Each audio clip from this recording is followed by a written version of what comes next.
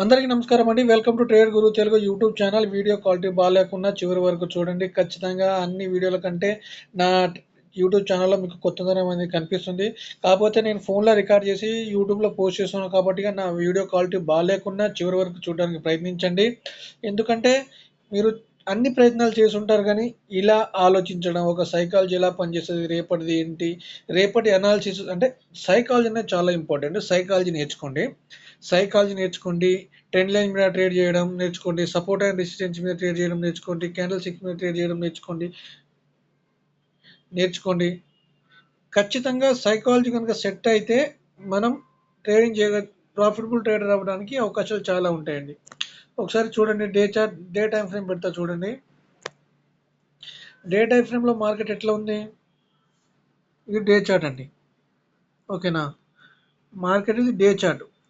అంటే day time ఫ్రేమ్లో market చిన్న ప్రైజ్ యాక్షన్, చిన్న lower high, higher high form చేసుకుంటూ పోతుంది. ఓకేనా? ఇప్పుడు మార్కెట్ మనము ట్రేడ్ చేసేటప్పుడు ఫస్ట్ డే చార్ట్ని చూడాలి. ఇప్పుడు మనము ఇలా మార్కెట్ క్లోజ్ అయింది, రేపు మార్కెట్ మనం ట్రేడ్ చేయాలనుకుంటున్నాం.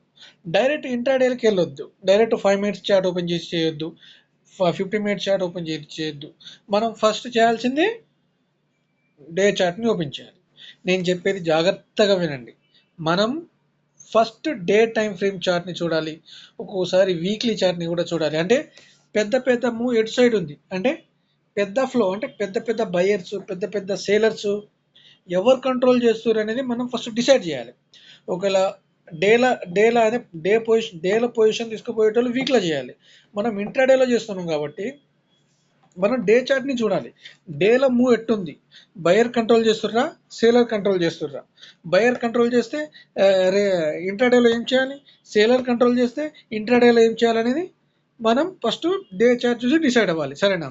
ఇప్పుడు మార్కెట్ నాకు బయింగ్లోనే ఉంది. ఇది జస్ట్ ప్రాఫిట్ బుకింగ్ జరిగింది. ఇక్కడ బై అయింది, మళ్ళీ ప్రాఫిట్ బుకింగ్ జరిగింది, మళ్ళీ కొంచెం ప్రాఫిట్ బుకింగ్ జరిగింది, మార్కెట్ బయింగ్లో ఉంది. అంటే రేపటి అనాలిసిస్ ఏంటంటే నాది, రేపు మనం ఒక 15 మినిట్స్ చార్ట్ చేసి ఓపెన్ చేద్దాం. రేపు మార్కెట్ కనుక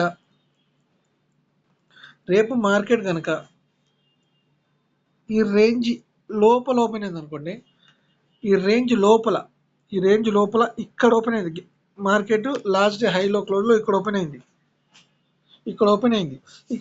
కదా. 5 మినిట్స్ క్యాండిల్ ఇక్కడ ఫామ్ అయింది. ఈ లో బ్రేక్ చేయకుండా ఒక 5 మినిట్స్ క్యాండిల్ ఇక్కడ ఫామ్ అయింది.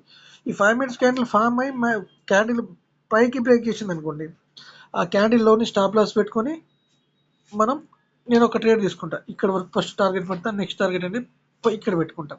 అలా కాకుండా మార్కెట్ గ్యాప్ అప్ ఓపెన్ అయినా, గ్యాప్ డౌన్ ఓపెన్ అయినా ప్రైజ్ యాక్షన్ ఫాలో చేస్తా అండి ట్రేడ్. ఓకేనా? నేను ప్రైజ్ యాక్షన్ మీద కానీ చేస్తే ప్రైజ్ యాక్షన్ మీద చేస్తా, లేకపోతే ట్రెండ్ లైన్ మీద చేస్తా, లేకపోతే సపోర్ట్ అండ్ రెసిస్టెన్స్ మీద చేస్తా. అంతే, ఈ మూడిట్ల మీదనే చేస్తాను.